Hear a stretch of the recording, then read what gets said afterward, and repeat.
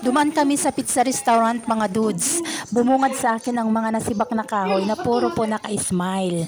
Bawat may kumakain sa restaurant na yan, sila na mismo yung naglalagay po ng mga smiley.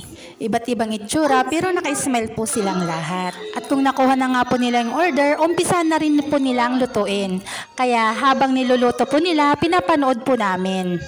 Nakikita mo po talaga kung paano po nila gawin at saka kung ano po yung mga pinaglalagay po nila. Kung may mag-order po, doon po sila mag-uumpisa po na gagawa po ng dough. At open po sa lahat kung paano po nila gawin ang kanilang product po. At pagkatapos po nga nilang gawin po yung dough, nilalagyan po nila kaagad po ng sauce.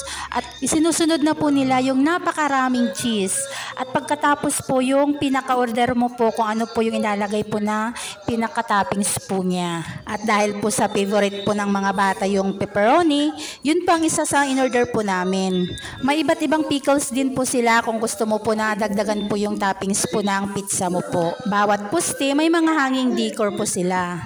At dahil nga po sa marami-rami po yung mga in-order po namin, mas matagal po nilang gawin. At napansin ko mga dudes, normal lang yung galaw po nila. Hindi po yung talagang mabilisang galaw. At saka parang ingat na ingat po sila sa mga pinaglalagay po nilang mga toppings. At talagang maganda po yung pagkaka-arrange po ng kanilang toppings.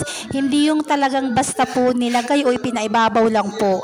Talagang tinitignan po nila yung bawat anggulo kaya yung distansya ng kanilang nilalatag po na mga toppings. Kaya lahat po ng nakapaligid nakangiti po. Kasi maliban po sa masarap po yung kanilang pizza, maganda po yung serbisyo po nila. At kahit hindi ko po naintindihan yung kanilang music, nagagandahan po ako. Ang ganda po niyang pakinggan. Ang sarap po ng kanilang pizza. Hindi po yung tinitipid po nila yung mga ingredients. Talagang punong-puno po kagaya po yan, yung pepperoni po, talagang marami pong nilagay na pepperoni.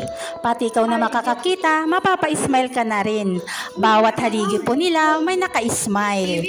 Pati nga with wipes po nila, naka-smile po lahat.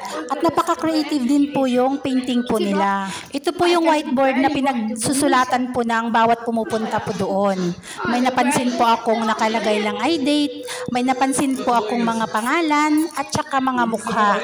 May nakalagay din pong mga heart. Bahala na mga dudes. Kumuha rin ako ng pintel pen at nagsulat na rin po ako. Wala po akong maisip. Kaya thank you na lang at saka smiley. Nilagyan ko na rin po ng pangalan ko. Tapos pinilugan ko na rin po. Yan lang po yung nilagay ko. Wala po akong maisip.